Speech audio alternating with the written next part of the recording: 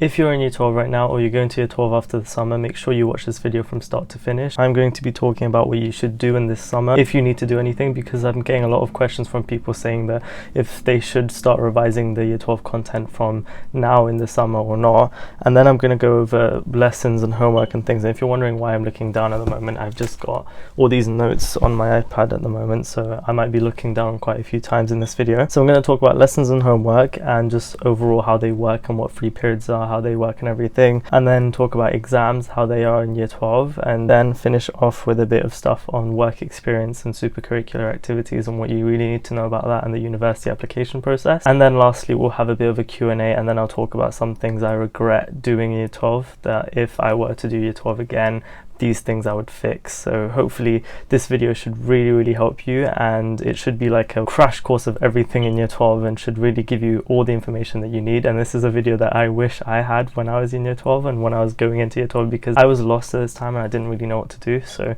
I really hope this video helps you, and make sure you don't skip around this video because it's not going to be as useful. But obviously if you don't have time to watch this entire video, I've got a summary of the video in the description below if you want to just read that and get an idea from that. So yeah, without further ado, let's get into what you should do during the summer before year 12.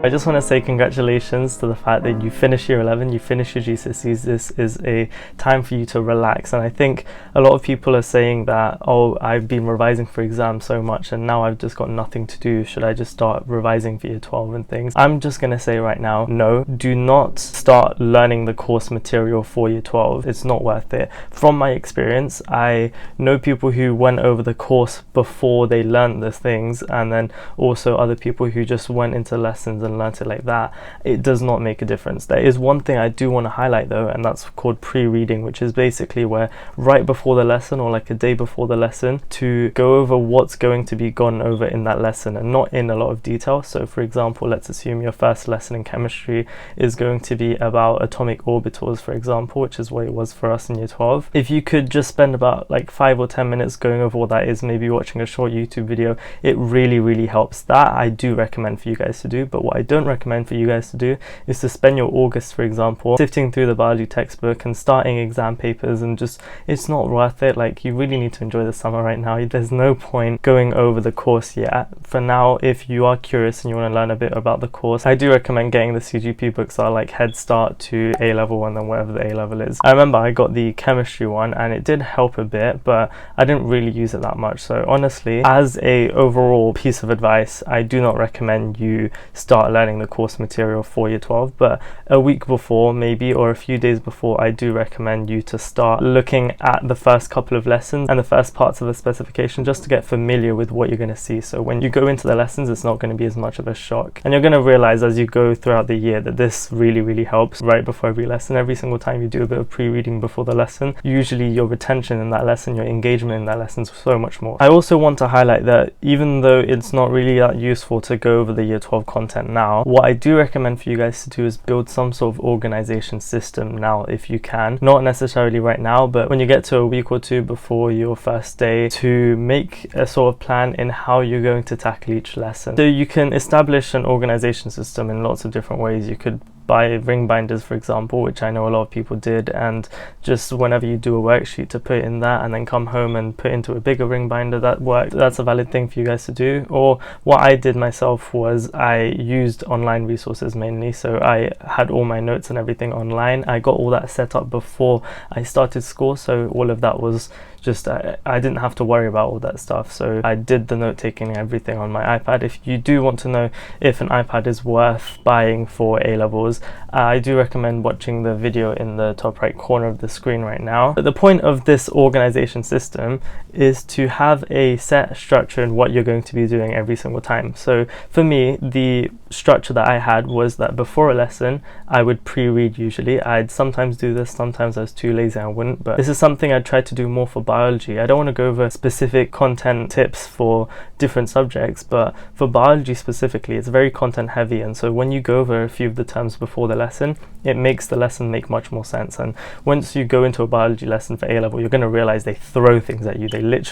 It moves really fast. So you need to have that sort of awareness before you actually walk into the lesson, not to actually learn all the content. You don't need to sit there making flashcards before your lesson. All you need to do is just read through the pages a few times, or perhaps just watch a short video on it and just become familiar with what you're going to be learning. Now, that was before the lesson. Then during the lesson, I'd make my notes and everything. Then I'd come home and I'd make those notes into a more polished set of notes and make them look neater, and I'd use multiple resources to make sure that I'm actually including everything into my notes, and then I'd make flashcards out of it, and then I'd review those flashcards every day. That was my A-level workflow. That was my organization system, and I have a video on that as well if you want to check that out as well. You need to have some sort of structure in how you're going to be tackling each lesson, otherwise you're going to get lost and you're going to fall behind. I think the biggest difficulty about A-levels is it's very much self-centered. It's all about you getting that work in yourself. You need to rely on yourself to actually have some sort of system to make sure that you actually get your work done. So once you come home from a maths lesson, for example, just because your teacher didn't set homework for you for that topic, that doesn't mean you shouldn't do questions on it. That's just something you're going to have to learn about A-levels, where you need to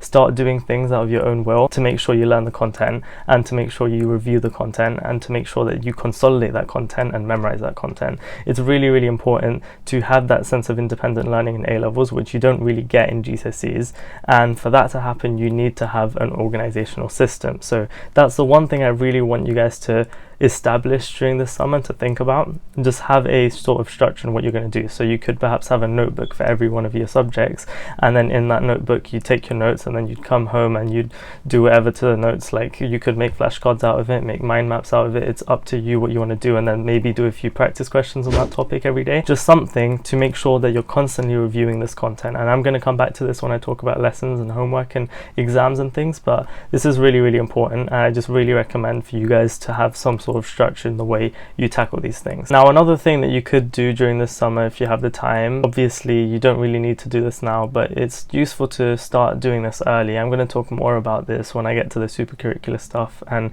like work experience and university applications, but to start researching your courses and what you want to do in the future. So you could just see, if you want to do, for example, medicine, to see the different medicine courses in different universities. This isn't something that you really need to worry about at the moment, but it's nice to get a bit of a heads up in what's coming in the future, and to just get yourself familiar with what you need to expect from yourself for the next couple of years to do what the course entails you to do. If you don't know what course you want to do, that's okay. You can use this time to actually try and think about what you enjoy and what your interests are, or if you do have a set course in mind, to really research that course, see which university offers the most appealing form for that course for you. If you have the time, you could potentially do this. Apart from that though, please enjoy your summer. You're not going to get a summer like this in some time, so really enjoy this long summer that you have. And yeah, let's move on to the next set of tips. Okay, now I want to talk about the lessons in year 12 and how the content works and how homework works in year 12, and if it's any different to year 11 and year 10. Firstly, you've probably heard the fact that there's a jump between GCSE and A-level.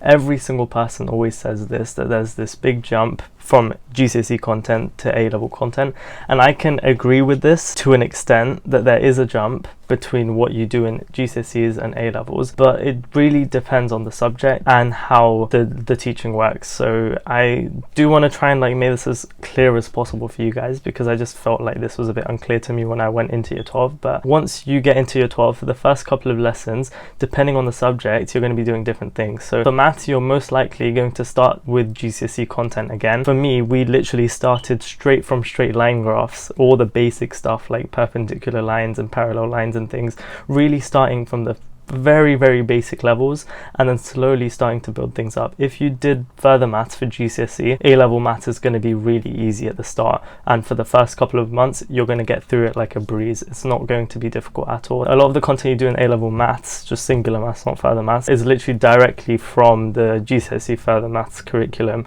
but then as you progress through the year it does get more and more difficult. I do want to try and keep the subject specific stuff out. I don't want to talk too much about subject specific advice here. I'm going to make separate videos on all of that. Overall, in the first couple of weeks, you're going to mainly be doing GCSE content for some of your subjects, but for other ones, if you start with A-level content, it gets heavy very fast. So for example, for biology, it just goes straight into A-level content, and for chemistry, same thing. So for the sciences, you usually just go straight from the start, going straight through the AS content, which is just year 1 of the 2 years of A-level that you have, and it can be very, very intense. Each lesson you're doing something new usually, and you usually have multiple teachers. You're probably going to have 2 teachers for each of your subjects, so you're going to be learning 2 things at once for the same subject. So for chemistry, for example, you'd be doing physical chemistry and organic chemistry at the same time with different teachers, but this honestly is not a problem. It doesn't feel like the same subject when you're doing it with different teachers. It just feels like you're doing different things.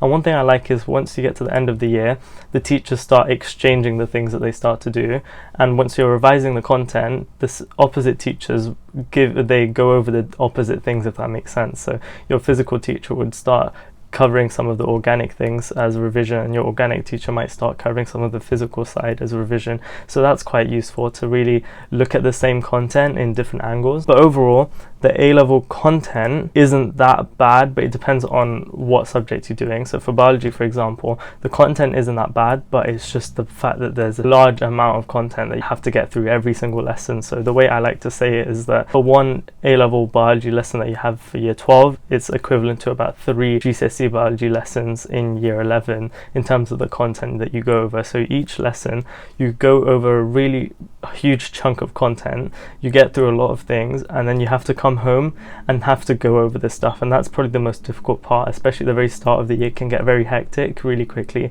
and you're trying to really tackle so many things at once. So once you come home, you might have done like 3-4 hours worth of lessons for that day, because you've got 3 periods dotted around as well sometimes, depending on how many subjects you do. I'll go over 3 A-levels and 4 A-levels in a bit as well. But then with every hour of school time that you have, you should usually follow it up with about an hour of independent revision time, where you go over that content again and you review it, and you make flashcards, you make notes on whatever for it. And this can probably get really difficult, and this is where if you don't have an organizational system, if you don't have a to-do list or anything, it can really build up and you can fall behind really quickly. So that, I would say, is quite a difficult part of year 12, and probably the most difficult part of year 12, not falling behind on work, because it's work that your teacher doesn't really set you, but it's work that you know you have to get done before you move to the next lesson, because after one lesson you just go straight to the next lesson. It's not like GCSE, you might do one lesson, then the next lesson you go over that content a bit more and you just do a bit more questions on it. So in A-levels, it's like in lesson 1 you do X, in lesson 2 you do Y, in lesson 3 you do Z. You do separate things each time, or if it's one big content, you do separate portions of that topic in each lesson. So you're always progressing every lesson, and you can really feel that progress, and you really don't want to fall behind on that progress, and that's where the organizational system comes in again. So that being said, homework isn't that big of a deal when it comes to A-levels. It's pretty much the same as year 11 in terms of the amount of homework you get. It's not that bad, honestly, but it can be difficult. Obviously, the fact that you've got so much independent revision to do, it can get very difficult to keep up with homework, and there's a lot of times where you keep on getting set all these maths questions to do, and you just don't have the time to do them because you've got all these other things to do at the same time. So I think with A-levels, you're going to really feel at certain points a sense of trying to do a lot of things at once and trying to really juggle so many different things all at the same time, and that's just normal. You're going to have some sort of plan in place for that. So that's why I recommend having a to-do list, having a calendar, something to really organize everything and make sure you don't forget about anything, because there'll be a lot of things that you're going to have to focus on at one time. So that can be very difficult. But apart from that, in terms of lessons and content, that's pretty much it. You do way more content in the same period of time, but you also, because you've got 3 periods and things, you get the option to go over that content in 3 periods. And I do recommend to spend your 3 periods actually going over that content, so you don't have to do it at home. But at the same time, I'm going to say from personal experience, with the 3 periods in our school, basically what it is you can literally do whatever you want in the 3 periods, but it's recommended that you study in those 3 periods. So they don't, like with some schools, apparently they take registers and things during 3 periods and you have to be in a certain place. For us, they don't care. They don't register you or anything. They expect you to do the work yourself. Now, for me, if I were to put like a rough statistic on how many 3 periods I spent working, I would say that 1 in every 5 3 periods I would spend actually doing fulfilling work at the start of the year. Near the end, it did get much more. I think it was like 1 in 2 free periods I'd actually do work, or maybe even with some free periods I'd socialize with my friends, but I'd also be doing work at the same time. But obviously I wouldn't do anywhere near as much work, but I'd still be trying to get some stuff done at the same time, so that would help. But it just depends on how much work I have for the day. The fact that I did originally do 4 A-levels at the very beginning, 4 A-levels is difficult, honestly. If you're doing 4 A-levels, brace yourself, because it's going to be hard, but it's not impossible. You just need to be really good at managing your time and not just procrastinating. So when you do 4 A-levels, the difficult part is the fact that you get very little free periods, and that means that you get so much more stuff done in every day, which means that when you come home you've got so much more to go over, and so you've got so much more homework and you've got so much more independent work at the same time. So I think the difficult part about 4 A-levels is the fact that you've got so much things to juggle, but it's not impossible to do if you can manage your time and if you know that you're able to manage time. So for me, I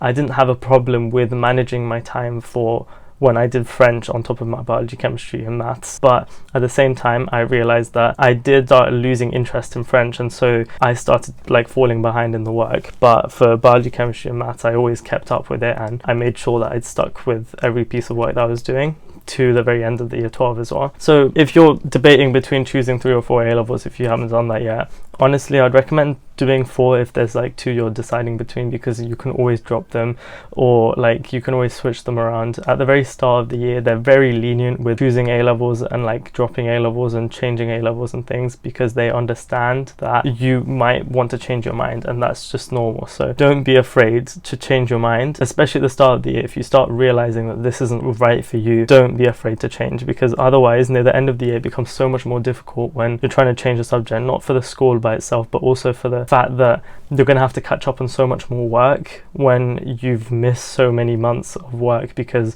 you were busy doing a different subject. So that can be really difficult. So make sure that you really spend those first couple of weeks understanding whether or not the lessons, if they're right for you and you're actually enjoying them. Well, not really enjoying them. You might not go into every lesson being like, this is the best thing ever, but you do want to have a sense of like, oh, I actually want to do this in the future, if that makes sense. And the important thing is if you can do well on those subjects, and especially in the first couple of tests, if you start seeing that you're really not doing as well as you thought you would, maybe you might want to reconsider what A-levels you're doing. But I think with a lot of people at the very start of the year, people don't really get that many good grades. I think as you start to learn, especially for like biology, for example, where the A-level mark schemes are just completely random and they make no sense, I think you're going to start learning how the A-level way works compared to GCSE way, because there's so many things that are different between how an A-level mark scheme wants you to do things and how a GCSE mark scheme wants you to do things. So there's a lot of things that you learn in A-levels that you don't already know from GCSE in terms of like exam practice and things. I also want to mention a bit on teachers as well. So in A-levels, I feel like your teachers become so much more friendlier and they're much easier to talk to. Obviously it depends on the teacher. There's still some teachers that are strict and annoying that you don't really want to talk to, but even those teachers, especially when you get to the near end of the year, when you get to like end of year time, even they become quite friendly and understanding. So I think that's one thing I like about sixth form life, and the fact that the teachers are really easy to talk to. Whenever you don't understand something, you can just go up to them and just ask them why something is the way it is, which I felt like I couldn't really do for GCSE time as much. But for A-levels, I feel like the teachers really understand you so much more and they're on your side so much more, and so it's much easier to discuss things with them, and to like, because you start to see their passion in the subject, because you're going into stuff that can really be difficult to understand and can really go into like a lot of detail and things that you wouldn't have gone into detail before. And so you can really start seeing how passionate your teacher is in that subject field, and it does show. And you're going to, with every A-level, have parts of the topics that you just do not like, and that's normal. I think that's with every subject. You're most likely not going to like every single topic, but I think that's just something with A-levels as well. But honestly, I am going on a bit of a tangent now, but I personally prefer A-level content to GCSE content because it's so much more interesting, because you're going into the detail of everything. So for example, let's assume I was talking about the heart, for example. It's like really fascinating to see these same GCSE concepts come to life in a new way that you didn't imagine was possible. Something about GCSE was like when you'd walk into a classroom, you'd see all this like A-level content on the board, and the teacher would be like, don't worry, this is all A-level. that's you now. And you start to realize that once you finish a lesson, you see all this random waffle on the whiteboard and you're like, how did I get through all of that? How did it all make sense?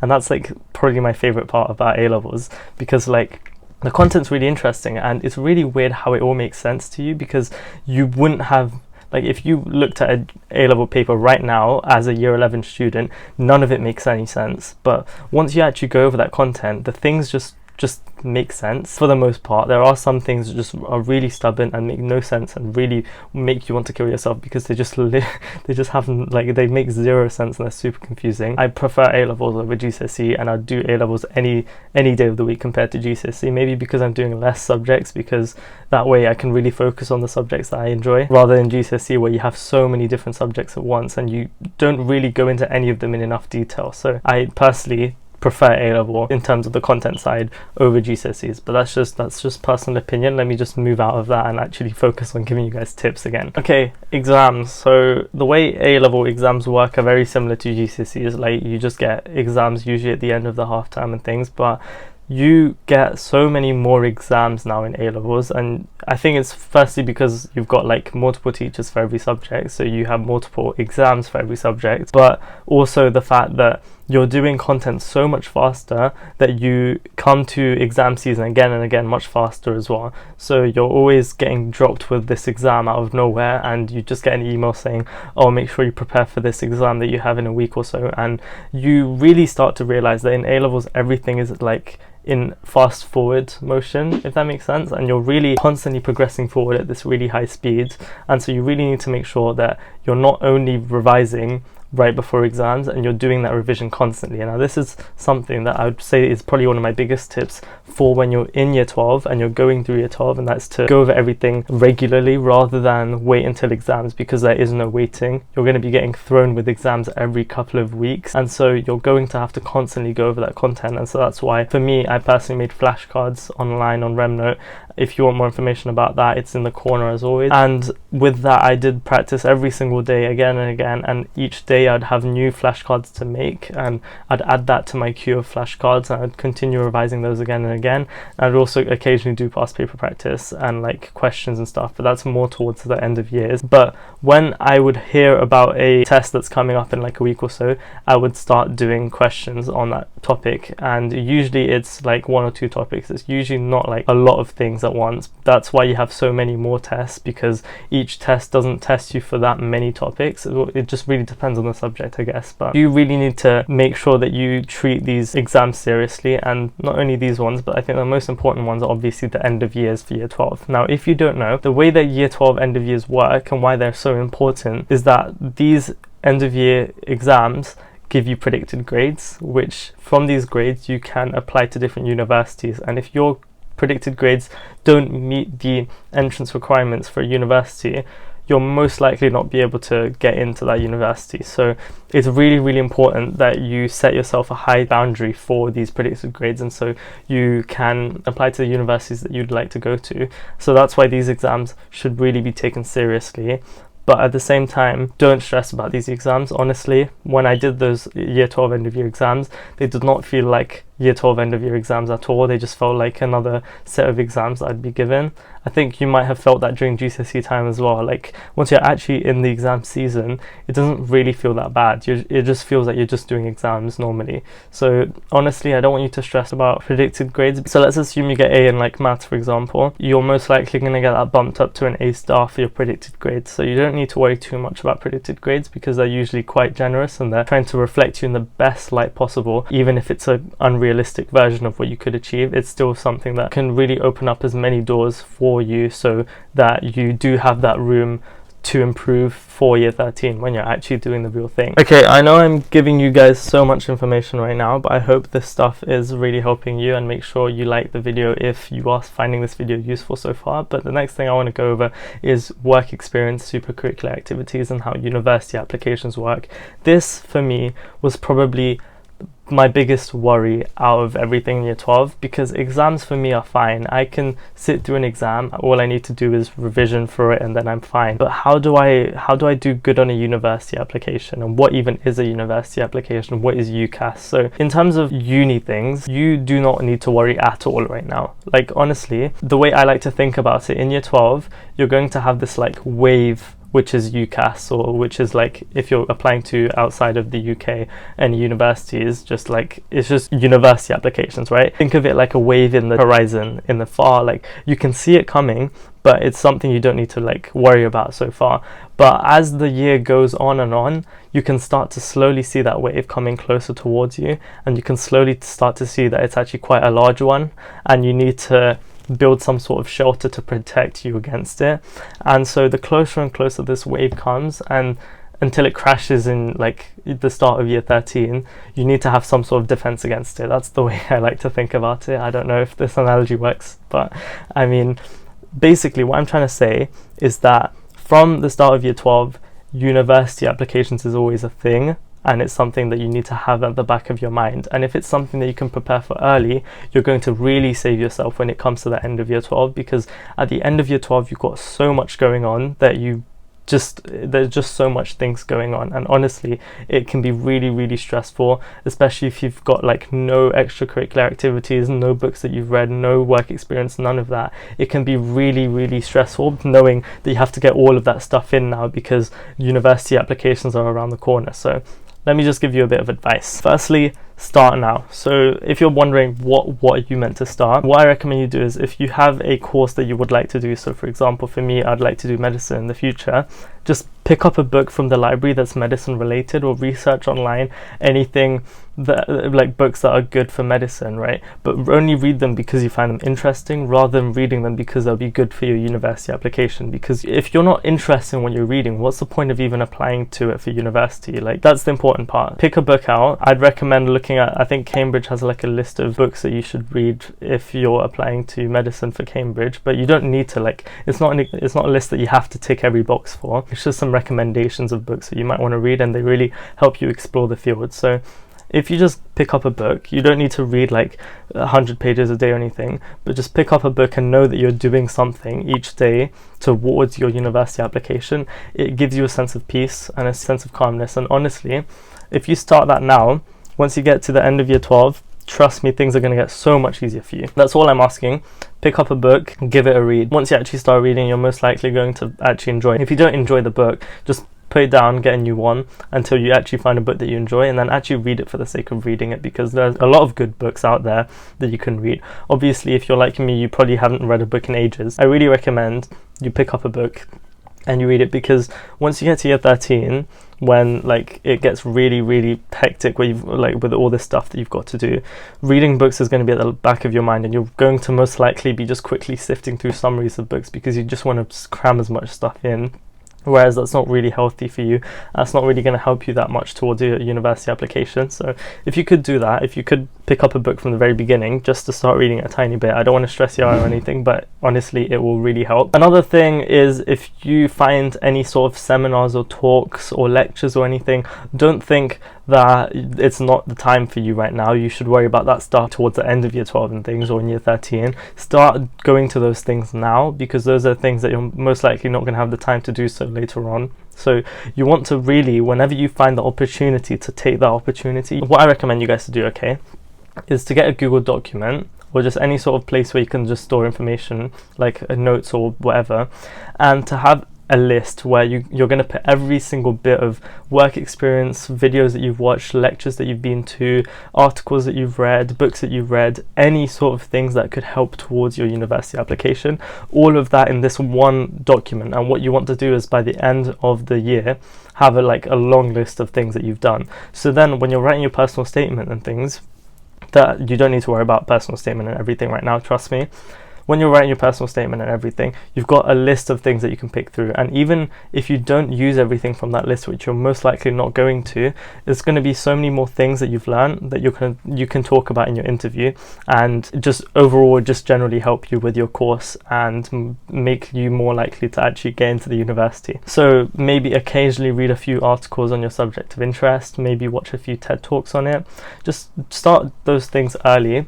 And what I recommend you do is whenever you watch a video on something or read an article on something, to actually make a few notes on it, so that when you come back to it at the end of the year, to have a bit of an idea of what it was, because you don't want to have a list of books that you've read and for you to have just forgotten everything that happened in all of those books. You want to have some sort of things that really stood out to you that you can remember about each and everything that you did, so that way when you do come back over it, you can actually talk about the things rather than just say that I've done X, I've done Y, I've done Z. You can actually say I've done X, which helped me to do Y, which helped me to understand whatever principle, and just whatever waffle like that. So I recommend that from now you start looking into your subject of interest and like start to read books towards your subject, and perhaps start to go to some lectures maybe. So for me, at the start of year 12, I went to this lecture called like Chemistry in Action lectures, right? And even though it's not really related to medicine, I can still have that on my reference, which is basically like where your subject teachers write things about you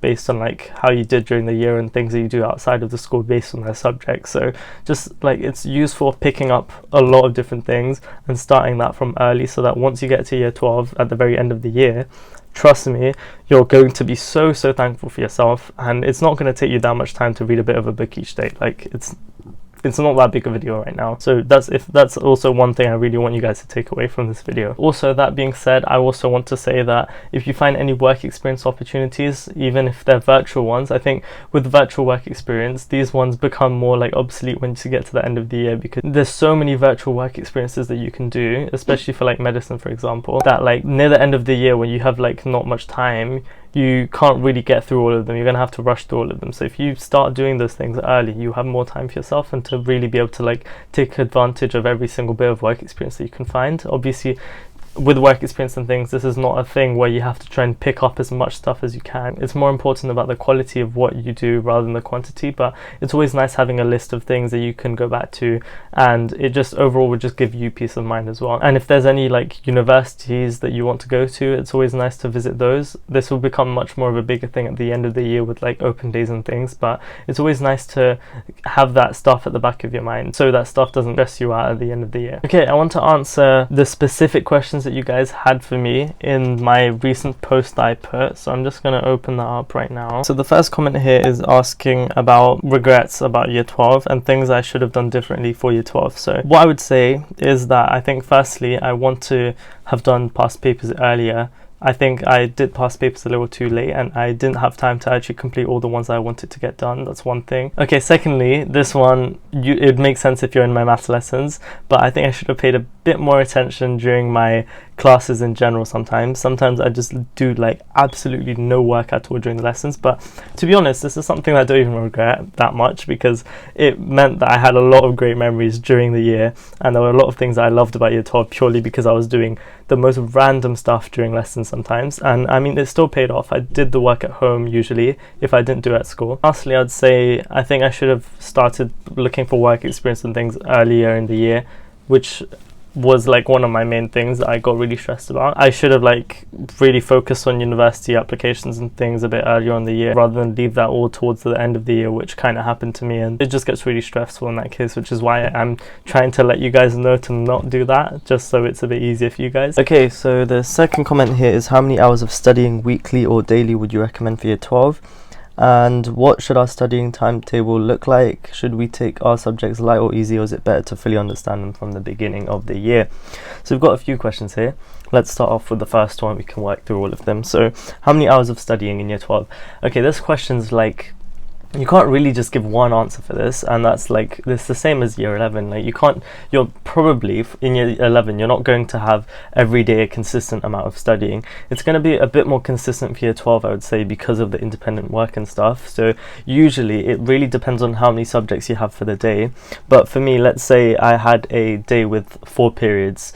So each period in our school is 50 minutes, so I'd have about like nearly 2 hours of lesson content.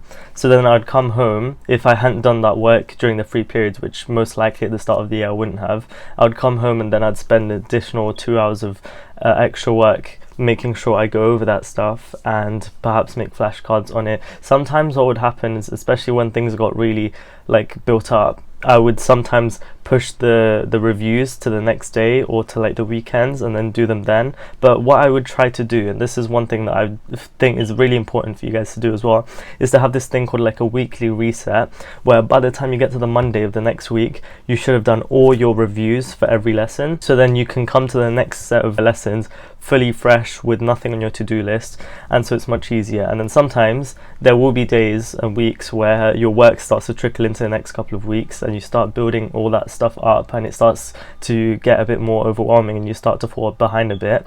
What you should do is every half term to have a full reset where you have absolutely nothing on your to-do list that you need to do, and for you to have done every single bit of work. And I'd recommend to do all these reviews and stuff at the start of the holidays, where you remember most about your lessons rather than at the very end. But in terms of like how many hours of studying, so you've got your independent revision, right, which should just reflect how much work you do during the day. So usually I'd do about 2 hours to 3 hours or 4 hours of independent revision for the day, which is just like the reviews and everything. But sometimes I would take those hours and put them into the weekend and finish the stuff off in the weekend. But then in terms of homework as well, homework would be separate. It would probably take an additional hour to do homework, but it depends on what the homework is. So for biology and chemistry, I sometimes get write-ups and they take a long time usually. They'd take me about like 1 to 1.5 hours or 2 hours sometimes. But I would try and get those things, like homework I usually try and get done during the free periods because it's so much easier to do during the frees. Whereas reviews for me, I can't do the reviews at school. I feel like it's easier for me to make notes and stuff at home, and for me to like make flashcards and stuff at home.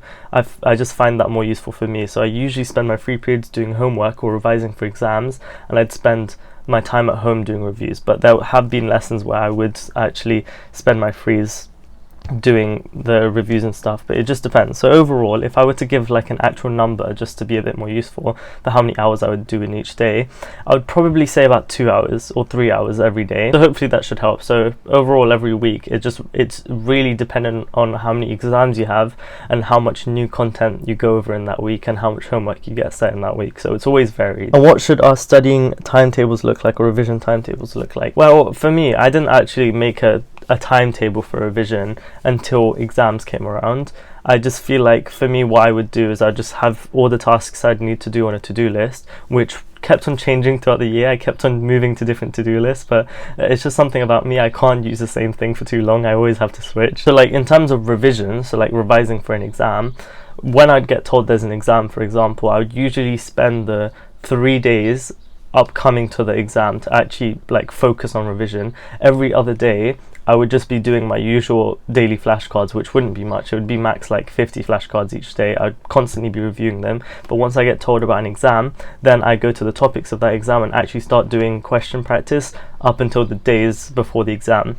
Mainly the last 3 days though. Those are the days that I fully try and do enough exam practice so that when I do go into the exam, I feel prepared and I actually do well in the test. So yeah, I personally didn't make a timetable though. I just knew I had to do revision, so I just do the revision. It was only until like a few weeks before my end of years, the actual like end of year exams, where you have so many topics and things to get over with that you kind of need to make it all spread out into a timetable so you can actually see what you need to do each week. And can I just say as well, I originally thought I would spend like 4 weeks in advance the end of years to actually do revision for them, but because of this thing where I've done a bit of revision every single day, I've gone over my flashcards every single day, and I've done exam practice almost quite regularly, it meant that by the time the end of years came about, I was literally a week before the end of years, and even then I didn't feel stressed at all because all the information was in my head. I didn't need to do any memorizing. It was all just in my head by itself. If someone asked me a question on any part of the specification,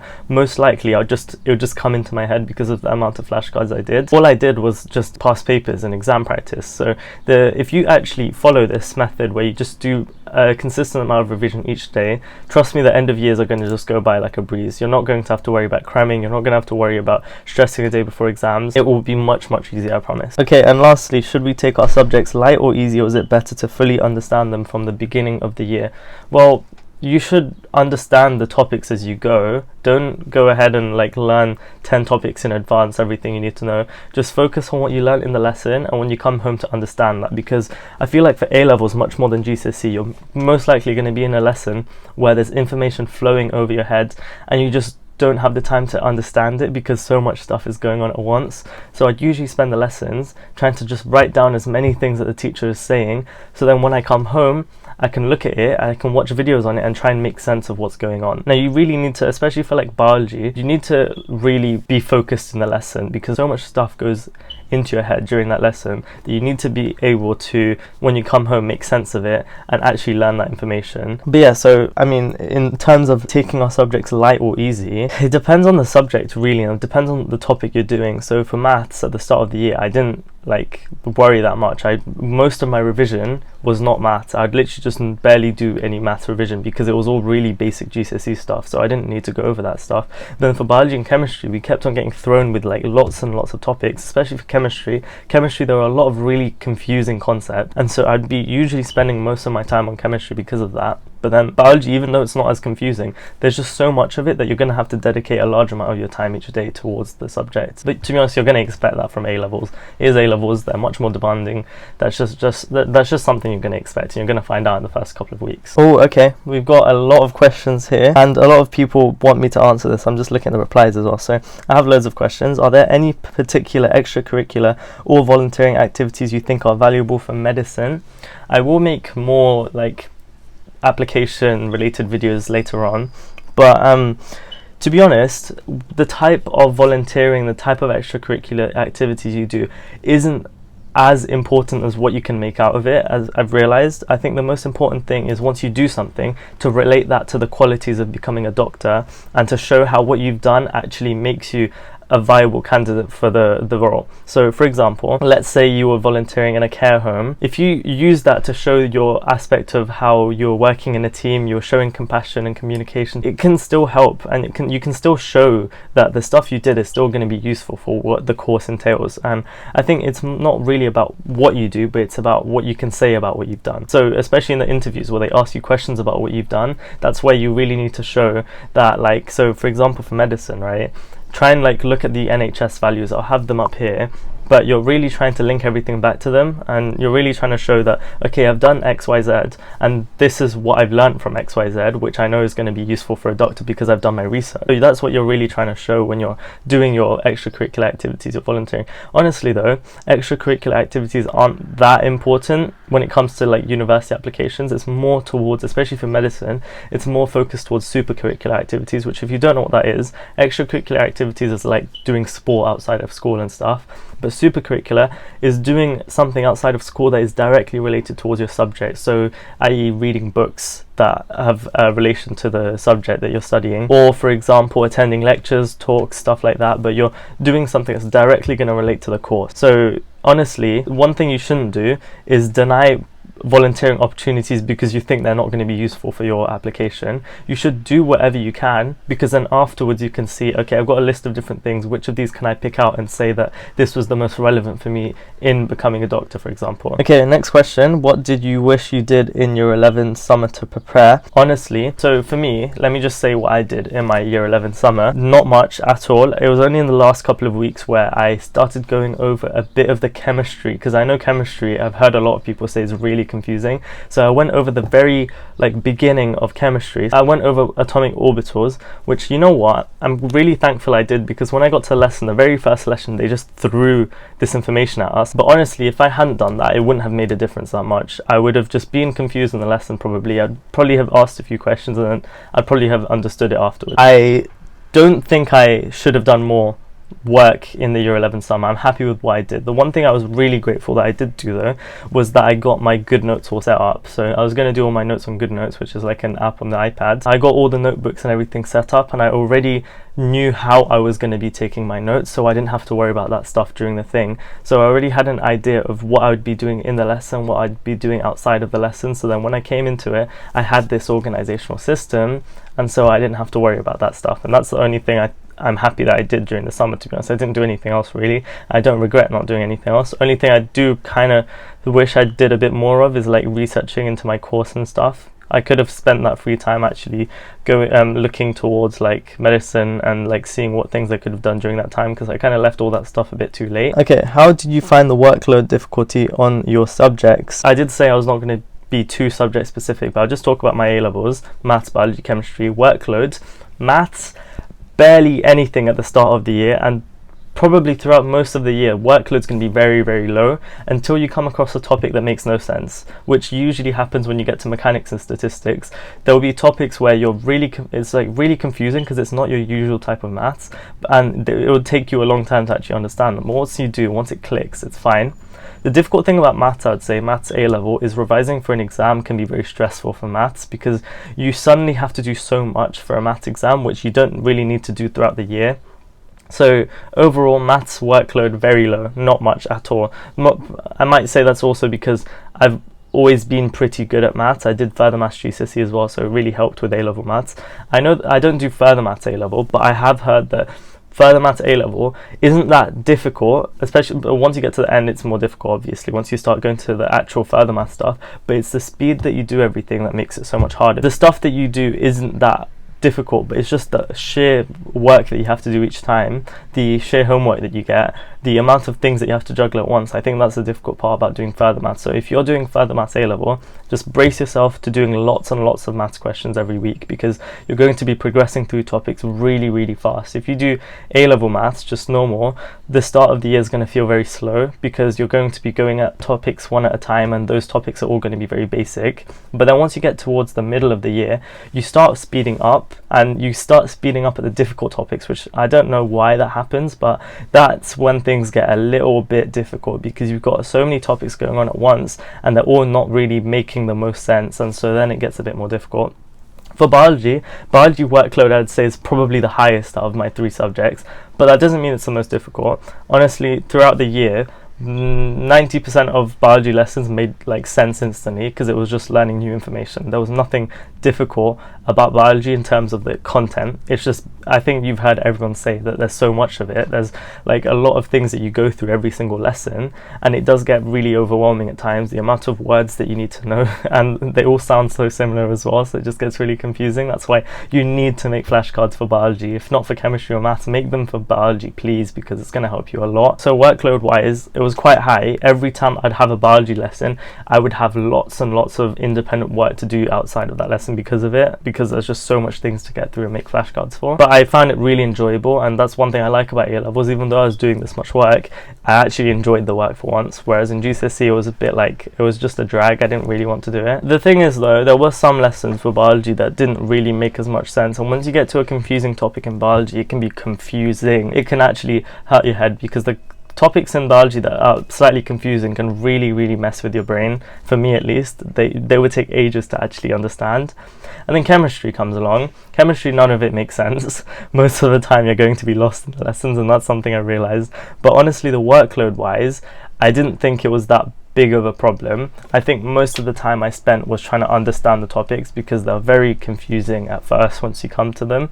But then once you understand the topic, doing questions for chemistry is so much easier than doing questions for biology. The biology questions can just make no sense, whereas the chemistry ones, they follow on from what you learn, so it's not as hard.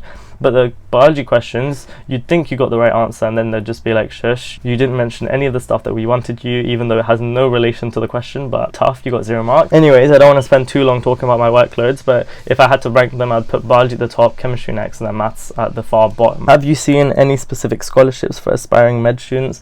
I am not the person to ask for this. I have no clue about like scholarships and all that stuff. That's not like, I honestly, I need advice on that as well, so I'm just gonna like skip through that question and hope that I could perhaps find an answer for that myself, because that's something I'm wondering for as well. Are there any online communities you find helpful for aspiring med students? Again, I think I honestly, when it comes to like medical applications and stuff, I'm still in a stage where I've just really perhaps started that journey as well, because at the end of year 11 is when that stuff really becomes important. At the end of year 12, that's when the stuff becomes really important about applying to medical school and things. I'm just gonna put those 2 questions on the hold because I personally don't know enough to give you an answer for those ones. But yeah, so online communities wise, there's a lot of websites. I'll try and link a few in the description if I find any, where you can like look at there's a lot of resources towards applying for med school and like stuff about like UCAS, BMAT, stuff like that. I do kind of want to make a separate video on like medicine and stuff like that as a whole. But yeah, let's not waste any more time because this video has been going on for way too long and I've still got so many comments to get through. What study techniques did you find the most effective for your subjects? Okay, for me, I mean, I think if you have watched my videos, you should know that for me it's always been flashcards and past papers. Always, that's what's worked for me. So what I would do, I think if you've watched my A-level workflow video, if you haven't, make sure you watch that. I would make flashcards on the topic. For biology and chemistry, I wouldn't do this for maths, and then I'd just do past paper questions on that topic when exams get close. But I would always constantly be doing flashcards. No matter when I'd have an exam, I'd constantly be going over those flashcards until I didn't have any to go through. And for maths, meanwhile, I'd just do practice questions every now and again, especially when the topic didn't make much sense, and especially when I started to, because I think with maths it's really easy to forget how to do some questions. So I'd make notes where I'd put example questions in my notes, and so I'd use that to relearn certain topics, because the topics can just be really easy to forget sometimes, and the types of questions, they can be easy to forget how to do, but once you've learned how to do them again, it's not that bad. Okay, next question. Do you think that rough note taking to spec detailed understanding to REM note was a good choice to use, and do you stick to it? Well, this was my workflow that I did. I'd first do the rough note taking during class, then I'd come home, look at the specification, look at different YouTubers, not just one. I'd just look at different people on the same topic. I'd look at the CGP textbook, I'd look at all these different places at once and try and pick out the main bits of information and make sure that I was constantly referring back to the specification so I wasn't missing any bits of information. There would be times where I wouldn't have put key facts down into my notes, and when I'd be doing practice questions I'd realize that and I'd come back to my notes and add it in. But most of the time this was quite a foolproof method and it really worked for me. I really recommend it, especially if you have no clue in how you should do your revision and things. I'd really recommend to do rough note taking in class, come home, make those notes a bit easier to understand and really focus on understanding the information, and then to review your notes rather than rereading them, to make flashcards out of them and use those as a basis from your notes, if that makes sense. And for me that works, but you have to make sure you couple this up with exam practice right before your exams. Then trust me, it works. Well, at least for me it did. It worked really well. So yeah, I don't want to waste any more time, so let's just move on straight to the next question. Okay, the next question here is asking for some advice on how to make friends with the people who are changing schools for sixth form. So I personally didn't change schools for sixth form, so I can't really give you the best of advice for this, but honestly, because I was in the same school for sixth form that I was in your secondary school, I met with so many new people for sixth form. I'd made so many close friends from people from other schools that came for sixth form. I would personally say that you shouldn't really worry about this too much. In our school we had a designated sixth form area, right, where you could meet with people in the sixth form and just you can talk to them and stuff. I'm assuming that every school would have some sort of common area that sixth form students can hang out in, and so I'd hope it's not that difficult to make friends, and the fact that you have lessons with all these new people as well means that you've got so many opportunities to talk to new people and really try and make friends with people who share the same interests as you, or different interests. You can find people who do different subjects and try and make friends with them as well.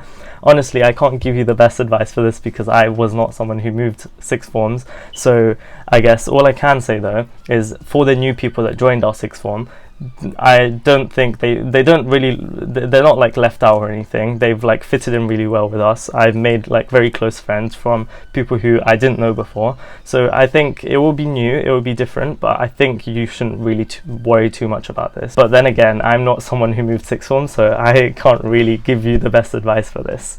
So yeah. Okay, next question here. I was curious about working part-time while in sixth form, being a YouTuber and having to film and edit videos. I think you have some experience. Do you think it's worth it? Does it affect your grades, etc.? And how much do sixth forms help with applying to unis, and do they help you with finding work experience and things? Okay, so two questions pretty much. I don't know if you guys hear that annoying beeping sound. Should I close my window? I'm gonna close my window. Give me a second. Okay, I've closed my window, so I don't think you'll hear all the stuff from outside now. Let me just get my iPad back. So let's talk about working part-time firstly. So yeah, throughout year 12, I would say that if you do 3 subjects, you get a lot of free time, and a lot of this free time you should really be doing independent work in, but you're still, even after that, you're going to have lots of time where you don't have anything to do. And so if you do want to if you're doing 4 A levels, which with a job, it's going to be difficult, but I don't think it would be impossible. You should try and find a part-time job that doesn't offer that many hours, so you have enough time to like do additional work outside of lessons and things, so it doesn't feel like too much. But as someone who did 3 A levels, who not only does YouTube, I did try and consistently upload throughout year 12, and making YouTube videos is a time consuming thing. I also had a part-time job, and I still have a part-time job. I'd been working every single week from like November in year 12 all the way up till now, along with all my end of years, with my exams, all my like things. And I can say that it is like at times going to be difficult. At times you're going to have to be like doing a lot of things at once, but most of the time it's not going to be that big of a problem. I definitely think you should try and do it. Getting a job during school time does actually help a lot with like becoming more like independent financially, I guess, but also like it helps with like learning how to manage your time effectively, whether it's like through making YouTube videos or actually getting a part-time job. So honestly, I would recommend that you do. But at the moment you start seeing that your grades are dropping and you're not really having enough time towards your subjects, then I would recommend trying to perhaps see if that could be because you're not able to spend enough time on your subjects. For me, despite having a job, despite making videos, I still would like to say that I've maintained a consistent amount of good grades throughout the year. And so if you are thinking of getting a job, by all means, please do. It does give you a lot of experience outside of school and everything, and you could even talk about it in your interviews and things and show how it helped you with like time management and how it shows that you're someone who can work through a lot of things at once. And in terms of applications to unis and finding work experience and things, it's going to depend on the school. But in terms of our school, we got a lot of assistance with this stuff. After our end of years, we literally every single like lesson after that was based on applications to universities and personal statements and things like that. And then we also got time off where we could like find work experience and stuff like that. So I'd say that you shouldn't worry too much about the school assisting you with applications and stuff. It shouldn't be too bad. You'll probably have like a careers advisor or someone who you can talk to based on this stuff and ask them about like specifically what your school offers in terms of finding work experience and stuff. But one thing I would say, that most of this stuff about like finding work experience and all that is going to be mostly from you, and it's going to be independent, and you're going to have to be proactive enough to actually find it yourself mostly. So if you are struggling, that you can always ask someone, but most of the time you're going to have to be searching for the stuff yourself, which is going to be daunting. And I'm someone who doesn't like going to random places and asking for work experience either, but you are going to have to eventually do it. So don't be afraid and go out of your comfort zone, and it'll be fine, because once you do get somewhere, you will be like really thankful for yourself. Okay, the next question here is how to revise chemistry A level. I will make an entire video on this, so don't you worry. It is something that I wish I also knew. I think I really clicked with chemistry near the end of the year. Chemistry for me, I think if you've seen, has been a very like bumpy ride, but don't worry, I'll make a video on that. I somehow managed to be like the most confident with chemistry out of all my subjects at the very end somehow, which was really weird. And then how to keep up with the year 12 content and prepare for year 13 whilst juggling medical entrance tests like UCAS and like timetables and stuff. Okay, can I say something? This time where you have like entrance exams and you have personal statements and you have like this and that, and also year 13 content, is going to be so difficult. I'm already struggling right now. I haven't even moved into year 13 and things are getting difficult. This stuff is not my favorite, and I don't like it at all, because it's like, it's completely different to what I usually do. It's not revising for an exam, it's a UCAS. And if you don't know what the UCAS is, it's like a medical entrance exam for certain unis that offer medicine, and it's like an aptitude test, which means that it's not something you can revise for per se. You can only do practice questions for it. You can't really learn content for it. It just requires you to have good skills in terms of working fast and being able to do things really quickly, and it is really hard. I'm doing practice on it right now and I am struggling. I will try and make a video on this if I can, but in terms of how to like juggle all this stuff, I think you should really dedicate a couple of hours each day towards all these different things, and don't make it one like mess of a timetable. Rather say that you'll spend 1 hour each day revising for UCAS, 1 hour each day reading whatever book, maybe. It just really depends. I think you are going to have to put a to-do list or some sort of timetable in terms of this, but like most of your revising for medical entrance exams or for any entrance exams is probably going to be during the summer, where you're going to have a lot of time anyway. So I don't think you should worry too much about that. Just try and make sure you don't spend too much time on one thing and start neglecting another thing. It's really about balancing that time, if that really helps, I guess. If you have more questions, always let me know in the comments below as well. Next question here: how did you go about deciding which degree you want to pursue? I'm stuck between maths and medicine and I can't decide. You still have a lot of time, honestly. Try and like see how maths is at A-level and see if maths is still something you want to do, because maths gets really different, I would say, in A-level. It's very weird like what maths requires from you in A-level compared to GCSE. It becomes so much more like written. You'll understand what I mean once you actually do it, and that kind of pushed me away from maths a bit. I originally was like quite a mathy person, I still am, I'd say, but the stuff in A-level kind of makes me go, oh, maths, I don't think it's for me in terms of like a degree option. But I mean, just see how it is, see if it's something up to you. It does become a bit more useful in A-level as well. Maths becomes much more like applied, and you can really start seeing the uses for it, especially in the statistics side. You can really see how you can use maths in your day-to-day life. Well, not really, I mean, that's always been the biggest joke, but you can actually see why people use maths in certain scenarios in A-level. In terms of like deciding between degrees, try and watch videos on people who do those degrees and see what it's like, and just overall just research the uni courses about those degrees, see how they are, see like what things you do, see like the different topics you go over, and like try and make an idea through that. But honestly, you have lots of time right now. Maybe perhaps try and pick up a few books from people who studied whatever subjects and try and read through those, see if it sounds appealing to you. And yeah, that's really all I can really offer you in terms of advice for that. Best of luck with choosing between maths and medicine. Next question here: have you started your EPQ yet, and if so, what is it like? Okay, well, this one's a really weird one, because for our school they don't offer an EPQ, and so yeah, it's a bit weird. I remember asking my school about EPQs at the very like end of year 11, and they were like, oh, we just don't do it. And so I was like, oh, okay, well that's weird. But one thing our school does do is called an EP, not an EPQ, but an EP, which is just an extended project, which is the same thing basically, but it has no like guidelines and there's no like set structure in what you need to do. So it's like it's just based entirely off of you, and it's not like a proper qualification, but it's just like you can research into whatever. And so that's what I'm doing. I haven't started it yet, as of like right now it's like mid-July, but I have like gotten a few ideas on what I want to make it on.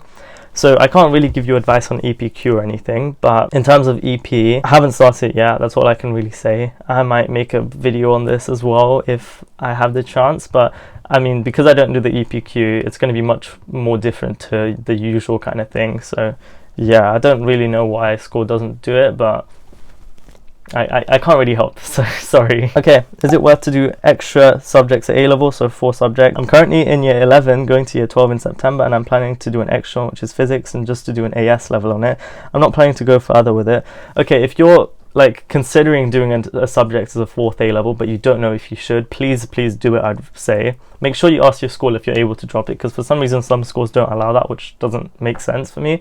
But please, if you want to do a subject, the worst thing you can do is not do that subject and then start regretting it later, which is kind of how I felt about French, right? I had biology, chemistry, maths. I was like, I really want to do French and see how it's like, so I did do French, but then after like 2 months I was like, the French isn't for me, so I dropped it. And then I could do 3 A-levels in peace, knowing that French wasn't going to be for me anyways, rather than choosing 3 A-levels in the first place. And also, one other thing is, if you do 4 A-levels and you see how tight your schedule is, once you go down to 3 A-levels, you become so much more grateful for the free time that you have, and you start using it more effectively. Whereas if you start with 3 A-levels, you can really start messing around from the very beginning, because it feels very, very slow.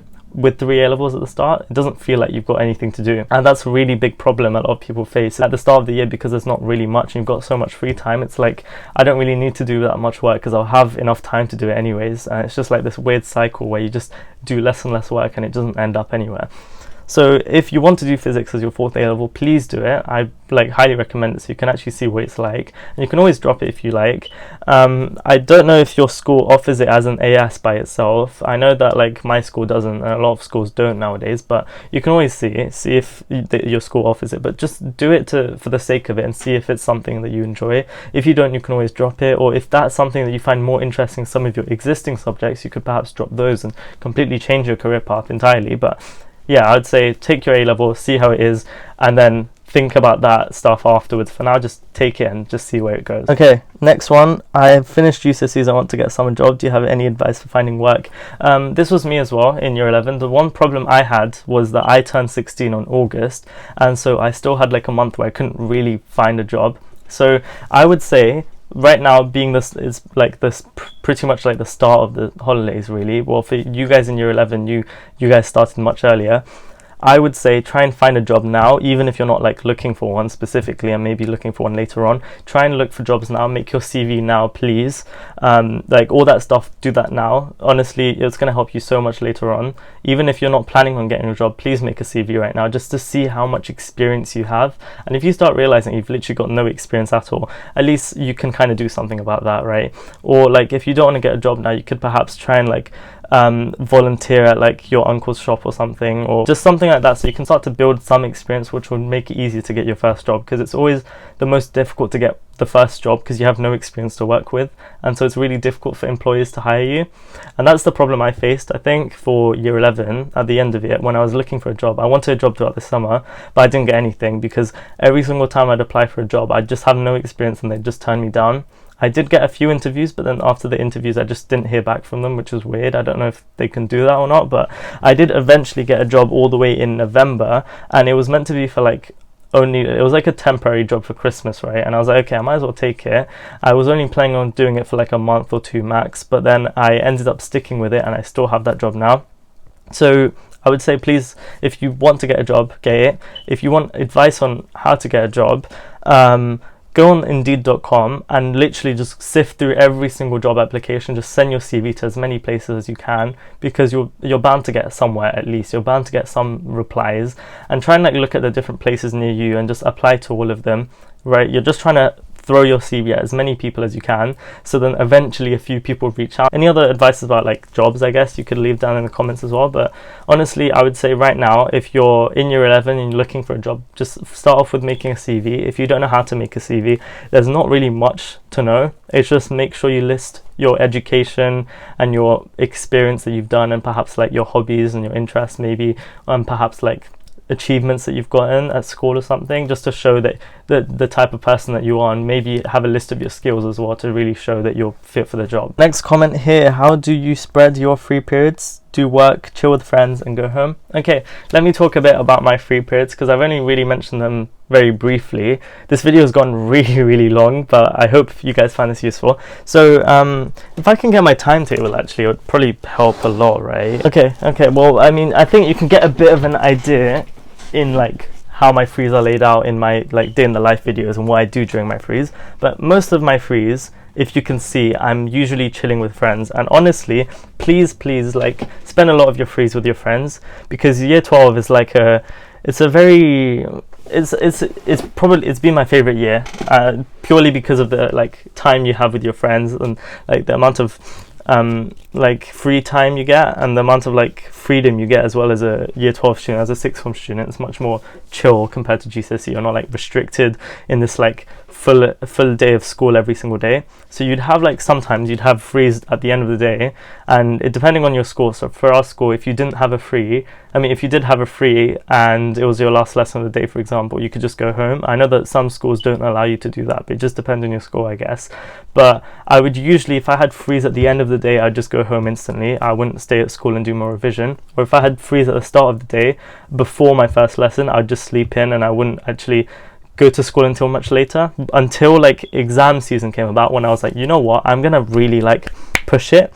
And so there would be days where I would start at like 9 o'clock or something, but I'd come at 8:30 and just sit there and revise a bit. And honestly, it makes you feel so much better about the day, because you're already getting some revision in, and at that time no one's there in like the study area, so you just feel so much better about yourself. in terms of like a split between like doing work and chilling with friends and stuff, you're gonna have to make that decision yourself. For me, if I had homework, I'd usually do my homework, but most of the time when I'd have homework, I'd do my homework whilst talking to my friends. But it depends on the frees you have. So for our friend group, we made like a Google Sheets where everyone put their frees in, so we could see which like periods you had a free and like with who you shared that free with. So there'd be 3 periods where I would have no one with me for that free, and so then those ones I'm like forced to do work by myself. The ones where I have like loads of my friends and things, I would usually not do any work in them. I'd actually take advantage of the free and just like chill and like just talk with my friends. So it depends on the free, depends on who you have it with, and it depends on how much work you have for the day as well. If you know that you've got a lot of work to do, or that you've got an exam the day after, try and spend that free doing some more work than you'd usually do. But honestly, a lot of people say make sure you've spent every single one of your frees revising and whatever. I don't think you should. I think you should spend a fair amount of them revising, I guess, and doing work. It really depends. If you prefer doing work at home after school, which is something I usually like doing, then you can, I guess, mess around more during your free periods. But if you're someone who likes getting that work done now so you don't have to worry about it later on, by all means get the work done during the free, and then come home and just relax if that's what you're into. I personally like spending a time at school with my friends and talking with them, and then when I'm at home, I might as well do the work. Next question, are lessons more strict and fun? Wait, no. Are lessons more strict and less fun in secondary than secondary? Sorry, I can't read right now. I don't know what's going on with me. Honestly, lessons in year 12 are more, I wouldn't say more fun, but I'd say they're less strict. In terms of like you if you don't do work, the teacher's most likely not gonna care as much as they would in like year 10, year 11, but you're gonna care so much more, and it's gonna like really hinder your own performance, and you're gonna really like, you'll realize that in year 12 everyone is gonna try and do the work usually, much more than like in like earlier years. So it's much more self-paced and much more like up to you to do the work than you're normally used to be honest. But I think it always depends on the teacher, to be honest. I'd have like some teachers that were really chill, and so in that lesson I'd literally be messing around all the lesson and they wouldn't care at all. Other lessons I'd have like some teachers that are much more stricter, and so I'd kind of have to do the work. But like I would have like, there's not as many lessons where you just don't do anything, because every lesson you're really trying to make progress towards your topic, unless you're already done with that topic. And sometimes you might get a lesson or two where you just don't do anything and you get to have fun, but it's much more rare in year 12 to have lessons like those. How do you revise for A-level maths? Well, I mean, I'll make an entire video on that, don't worry. So I'm gonna ignore that question for now. We have another question here about like resources to do with A-level biology, chemistry and physics and math, and like exam practice and walkthroughs and stuff. Once again, I will make a video on all of that, so don't worry, that will come out soon, I hope. An entire video on chemistry, an entire video on math, entire video on biology, and just all the resources, all the things you can do to achieve your top grades for those. So I'm just going to leave that at that. I'm not going to really answer that question once again. But the next one, should I revise this summer before year 12? I think I've answered that pretty well. No, don't revise before year 12 because there's nothing to revise. One thing I can, like, if your teacher told you that you have like a test at the start of year 12 as like a baseline test where you covered all the GCSE content, then okay, maybe spend the last couple of days revising for that. But honestly, you're probably going to start the year for maths with like a test, which is what happened for us, because they like they already start building on like GCSE knowledge, whereas in like biology and chemistry for us, it was like very much from the very beginning, and they were trying to rewrite everything from the start. So you'd learn like the same concepts, but you'd learn them in a different way and in much more detail. So yeah, hopefully that helps. Okay, next question here says application process. So like what unis I'm considering to apply to, UCAS, BMAT, etc. I'll make a video on applications and stuff. I'm saying this for everything now, but UCAS, BMAT, I'll make a video on like entrance exams, I guess. And like what unis I'm considering to apply to, I still like, I don't know. There's a lot of, I've got like a good 10-11 different unis that I could apply to, but I'm still like struggling to decide between them all. So yeah, I really need to narrow down my options soon, because like I'm trying to attend like open days and stuff, but I keep on missing them for some reason. I'd have them on my calendar and just forget about them, which is really annoying. But yeah, next question here. I have work experience on Monday, year 10. I'm in a hospital. Any tips? I'll just say like, make sure you take notes of what you do each day, just so you can like look back over them at the end of year 12 and like at year 13, so you can talk about them, and just like really try and document the stuff that you learn, so then when you come back you don't just have the memory of the work experience, but you have the stuff that you learned from the work experience, which I'd say is much more useful than the work experience itself. Okay, I think we're done now, so I hope you guys found that useful. There was a lot of stuff to get through, but you can always go back through the different timestamps if you want to re-clarify anything at any point. But if you want like a summary of everything, it's in the description again. And yeah, I don't have anything else to say, so I would say that best of luck for year 12 if you're going to year 12. If you're going to year 13, best of luck, just like me, because I am going to need that luck. Yeah, I have nothing much else to say. So for now, enjoy your summer, and I'll see you guys very, very soon, I hope. If you have any questions, leave them down below in the comments, and I hope this video helped you in understanding what sixth form life is about and what kind of things you should expect. And yeah, I'm going to get going now because I have spent way too long on this chair talking about sixth form and things, and I have better things to do right now. So bye for now, and I'll see you guys next week, I hope. So yeah, bye.